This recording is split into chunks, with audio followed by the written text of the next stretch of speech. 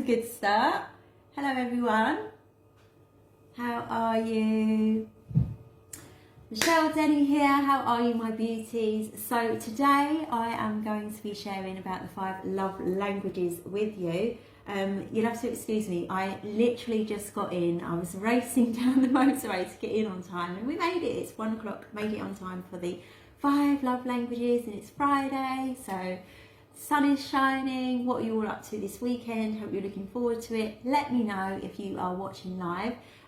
So the 5 love languages, I was introduced to this by the CSO of the company that I'm partnered with, Tracy Vallejo's. She's just an incredible, amazing, beautiful woman, and she actually introduced the teams and the company, us, to it back in February.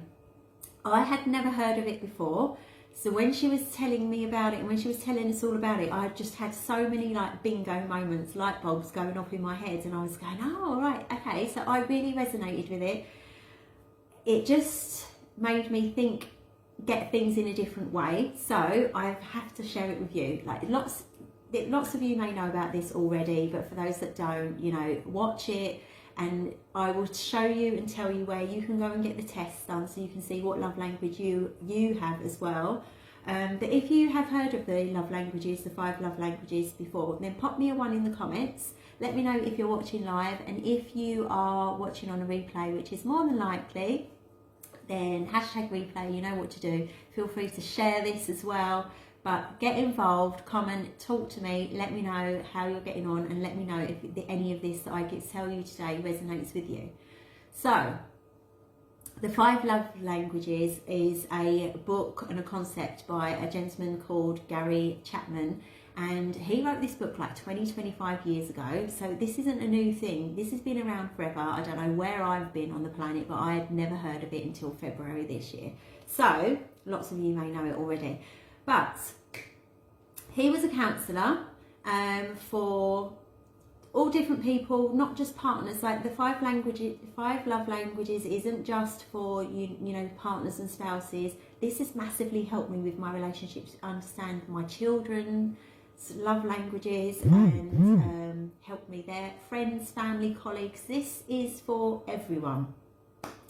So let's get to it. Hello everyone, thanks for joining, thanks for jumping on. So, what are the 5 love languages and how can we relate to them? How can we kind of implement them into our lives? Because we might be, the problem is that we all have our own language. One of the 5 love languages, we have a primary one and we have a secondary one. And if we're with someone, partner, child, or whatever it may be, colleague, and their language is different, but you're showing them love the way you understand it in your language, they might not understand it. So you might feel unappreciated, disrespected, and you know, stuff like that. So this is how you can start to talk their language and understand their language and what fills up their little love trunk. So let's start the 5 love languages. The first one is words of affirmations. So these are people that are like your friends that always send you that text out the blue, how are you, just thinking of you. When you pop a post up on social media, they're the first ones to say, loving your new hairstyle, or, you know, you look great today, you know, gorgeous picture, stuff like that. Words of affirmations. These are people that like to be told that they're loved. Tell people that are loved, send the text messages, write little notes, send cards, and all stuff like that. So it's all about the words of affirmation. So that's how they give out love, and that's how they like to receive love as well. And it doesn't come naturally to everyone, you know, and people that don't talk that language might think, well, why do I have to tell this person that I love them all the time? I'm showing them my love in this way. But if someone whose love language is words of affirmations and they're not hearing those things, their little love trunk is getting emptied. Like it's not being filled up. People with whose love language is word of affirmations want to hear, I'm proud of you, I love you, and that you're thinking of them. That makes them feel all happy and fuzzy inside. So, words of affirmations, that's number 1. Number 2 is acts of service. So acts of service is, I'm going to give you a scenario for this one. So this is what someone was talking about when I was watching this, and I'm not sure whether it was actually Gary Chapman and his clients or whether it was friends of Tracy's, but anyway, so a scenario is like, so there's a husband and a wife. The husband's love language is acts of service. So he is going out to work every day, he's providing for the family, that's his acts of service. He's coming home, he's fixing things around the house, he's doing things in the garden, he's doing stuff for the family all the time. And that's his way of showing his love for the family and to his wife. The wife is at home, looking after the children, you know, looking after the house, giving acts of service. So she's doing things for him too. So he's very happy. He's like, oh, well, she's doing things for me, I'm doing things for her, we're working as a team. Happy as Larry, we'll call him Larry. Happy as Larry, and he's like, you know, he's like, oh, our marriage is lovely and just going through life and everything's fine. The wife, on the other hand, her love language isn't acts of service, and he doesn't know her love language, so her little love trunk is empty, and she's feeling like unloved, unappreciated, and just, you know, feeling upset and sad in a relationship, and he can't understand it. It's like, how can this be? Because, you know, he's getting love in his language and giving love in his language, and his tank is certainly full. So, acts of service, these are people that do things for you, help you finish tasks off, and you know, that's how they get their little love language across. Like my little Roman, when I did this, my whole family did it. I got the kids to do it, I got Mark to do it. My little Roman, one of his love languages is acts of service. Now, he is the only one of my children that when he comes down, he'll make a drink or something, he'll say to me, Mum, do you want a cup of coffee? It just comes naturally to him. Whereas the other kids, they don't even think about it. They don't even think, oh, I'll just do this for Mum, you know, because that's not their language. They just don't think of it. It doesn't come naturally. But that's acts of service. It's so sweet when he does that. So, number 3 is quality time. So, quality time is when you're not multitasking. Like if someone's love language is quality time, you need to put your phone away. You need to give them 100% of your attention. I'm not talking about hours and hours, but you know, when they're talking to you, don't be looking at your phone and scrolling while they're talking to you, because that can actually offend them and hurt them. It's the same. It's not just partners. It's the same at work. If someone's love language is quality time and they come in to tell you something, you're busy in your office or wherever you are and you're busy doing things, and you're like, yeah, I've got it, and they're gonna walk out and feeling unheard and unappreciated and disrespected. Whereas someone whose love language isn't quality time and you do exactly the same thing, they're gonna be like, yeah, get it, you're busy, got that, thank you, and move on. So that's why it is important to find out what people's love languages are, so that you can actually let them know that they are appreciated and respected and loved in all of your relationships. So yeah, quality time. Like this is my little Renzo. Renzo is the only one that actually didn't do the test. Yeah, I lie, he didn't do the test because, well, he didn't. But I know that his love language is quality time, because if he says to me, Mum, can we watch a film together? And I say, yeah, we're snuggled on the sofa, and then I pick up my phone, he chucks my phone out of my hand. He's like, no, Mum, but we're just watching the telly. Yeah, but I want you to watch it with me. You know, he needs the quality time. He loves the quality time. So, quality time is number 3. Number 4 is the gift givers. Now, I'm going to tell you something actually. This one is not about like really expensive gifts and all the rest of it. Gift givers are, you know, when people, you know, that term, it's the thought that counts. These people put a lot of thought into, like, it really is the thought that counts when it comes to gifts. These people turn up with your favourite coffee, they know your favourite colour, they know your favourite chocolate bar, They will spend time making something to give to you. And these are gift givers. This is my little Lissy. She'll hate me for talking about her, but this is my little Lissy, right? So she has always been a touch me not. Like, you go to give her a cuddle or a kiss or something, she's like, go away, leave me alone. You know, she doesn't like the physical touch. And, you know, as a parent, as a mum, you know, I've got kids, some of them are like, oh, snuggle buggle, have a cuddle and a kiss, and you're like, Lissy, you feel like you're leaving them out, but they just don't like it, and you think, oh, I'll make her cringe, she doesn't like me.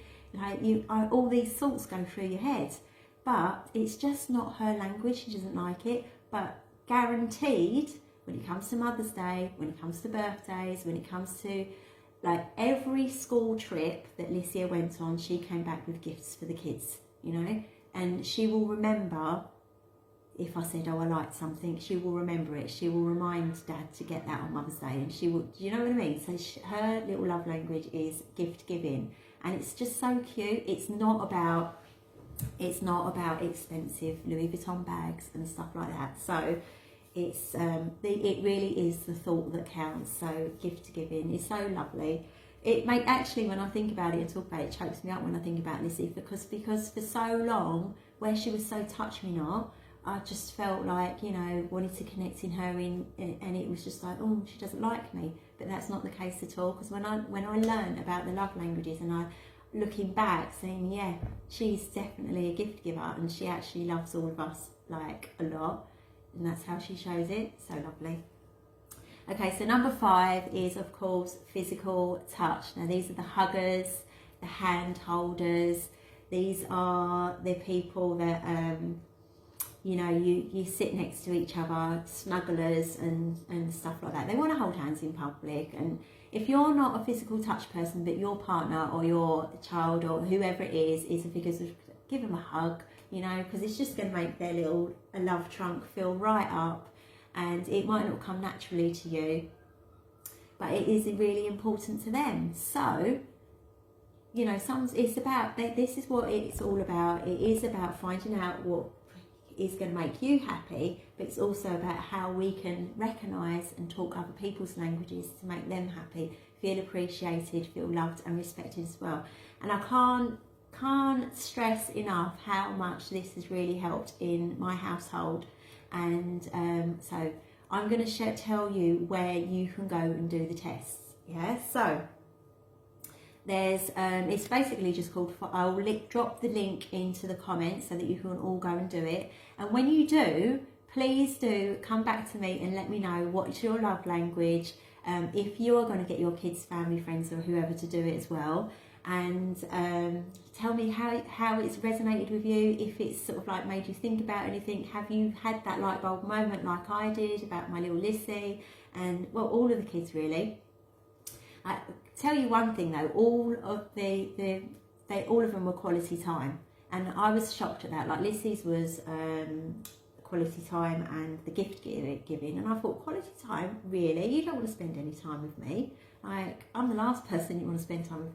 That's not actually true. She does want to spend quality time with me, and it was great for me to know that, because now I know that I'm not troubling her when I go into her room and spend that 15 minutes of one-to-one quality time with her. So, okay, that's the open door. She does actually want the quality time, so yeah, I will go and spend that 15 minutes with her, rather than go, oh no, I won't go in and talk to her as much as I want to. I won't bother her, you know? So, relationships with everyone, not just your partners.